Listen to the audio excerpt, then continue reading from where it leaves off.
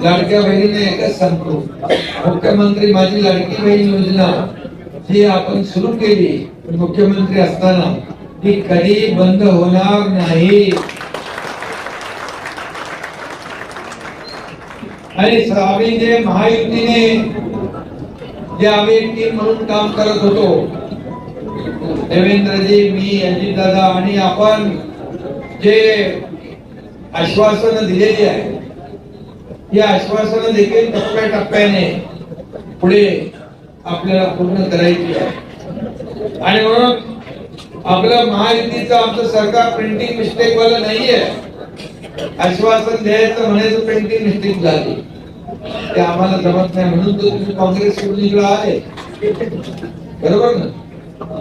आणि म्हणून इतर पक्षातले लोक शिवसेनेमध्ये येत आहेत, याचं कारण आपली एक विचारधारा आपण पुढे नेतोय, विकास आपण करतोय, विकासाला चालना आपण देतोय.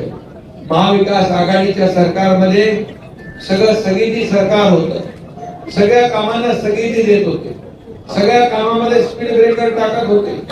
परंतु आपलं सरकार स्थगिती सरकार नाही, आपलं प्रगती सरकार आहे. या राज्याची प्रगती आपल्याला करायची आणि विकासाबरोबर लोकाभिमुख कल्याणकारी योजना ज्या आहेत, या लाडकी बहीण योजना, शेतकरी सन्मान योजना, एक लाडकी लखपती, अशा अनेक योजना